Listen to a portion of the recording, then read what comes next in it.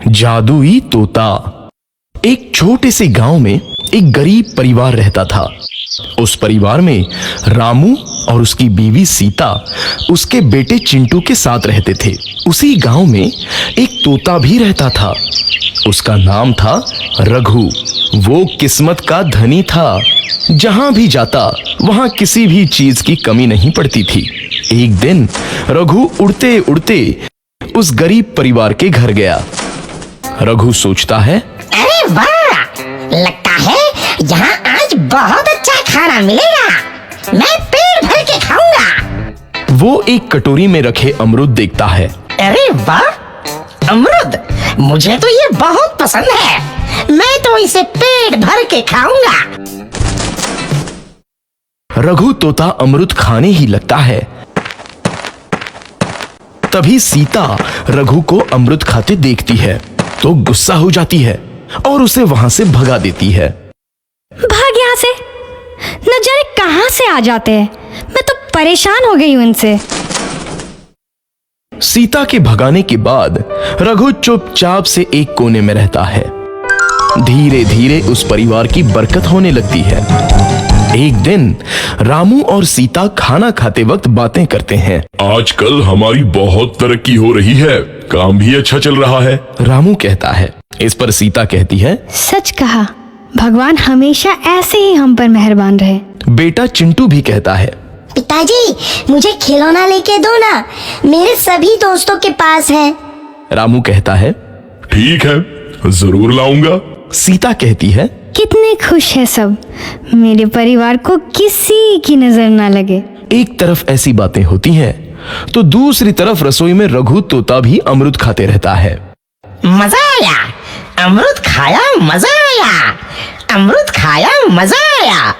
तभी सीता रसोई में आती है और रघु तोते को अमरूद खाते देख बहुत गुस्सा होती है। सीता रघु को बाहर निकालने के लिए पिंजरे में अमरूद रखती है। रघु जब अमरूद खाने लगता है तो पिंजरे का दरवाजा बंद हो जाता है और वो उसमें फंस जाता है। मुझे बाहर निकालो, मैं यहाँ फंस गया हूँ, मुझे बचाओ। अगले दिन सीता पिंजरा उठाकर बाहर दूर उस रघु को छोड़ देती है। रघु के जाते ही उनके घर आई बरकत धीरे धीरे कम हो जाती है। उन्हें बहुत घाटा होता है। सीता कहती है, ये क्या हो रहा है, अचानक इतना कैसे बदल गया? अभी तक तो सब कुछ अच्छा चल रहा था।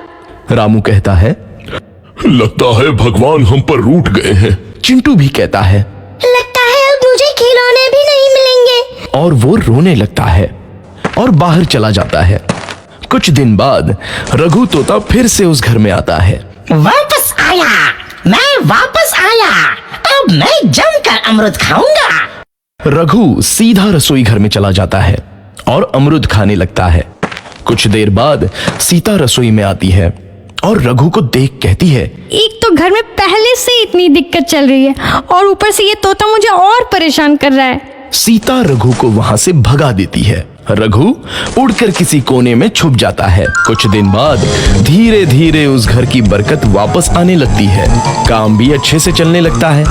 एक रात जब रघु तोता अमरूद खाने जाता है तो पिंजरे में फंस जाता है। ये लोग आखिर चाहते क्या हैं?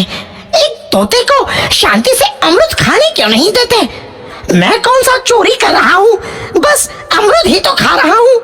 तभी रामू वहां आता है और पिंजरे में रघु तोते को देख उसे बाहर छोड़ देता है। ये तोता भी कितना जिद्दी है, बार बार वापस आ जाता है। जैसे ही रामू रघु को छोड़ देता है, अगले दिन से फिर से उनके घर की बरकत जाने लगती है। काम में घाटा होता है। किसी को समझ नहीं आ रहा था कि ऐसा क्यों हो रहा है। रघु तोता घर आता है तो अचानक बरकत आती है और जब रघु तोता को बाहर निकालते हैं तो बरकत चली जाती है। एक दिन सीता रघु तोते के घर आने और बाहर जाने की स्थिति पर नजर रखती है।